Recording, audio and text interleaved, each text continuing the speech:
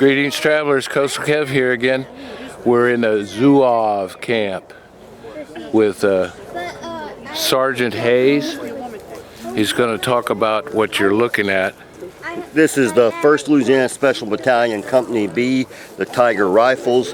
We are the famous Louisiana Tigers, Lee's Foreign Legion.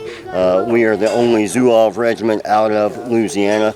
For a long time there was one on the west coast, there's one on the east coast in Virginia, but here in Louisiana, which is arguably the most French, Creole of any place in America, we did not have one. So the Zouaves came out of the Napoleonic Wars. They were the Algerian North African troops that Napoleon used often as his shock troops, and because they had that North African Moorish dress, they stood out and they became famous. And just as many militaries around the world did, we began to emulate the Napoleonic mode of fighting and his strategies and tactics, even down to the level of the uniform. So they called it the Zouave craze. It came out probably in the 1850s. It swept both the North and the South.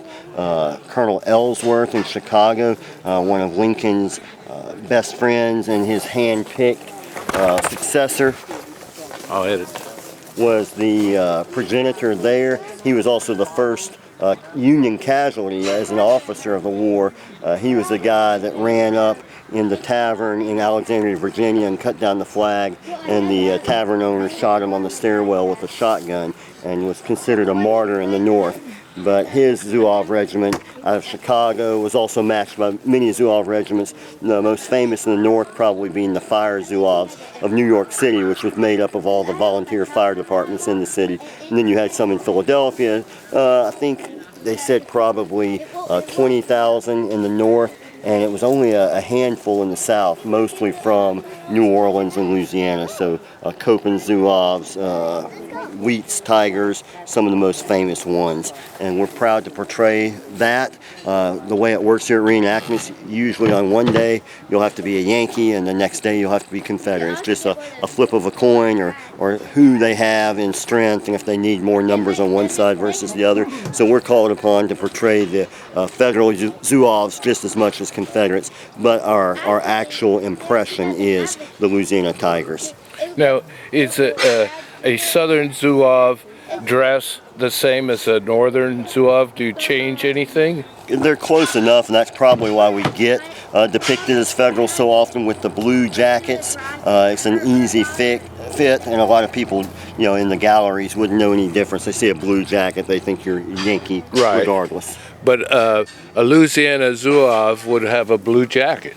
Correct, and right. The only main difference would often be in the pants, the baggy trousers. Right. And so like the Fire Zouaves, for instance, were famous with their all red pantaloons and red shirt. Right. And so sometimes if we're doing the Federal impression, we'll put on the red trousers, because these striped pants were noteworthy to be really the Louisiana Tigers. Well, that's wonderful.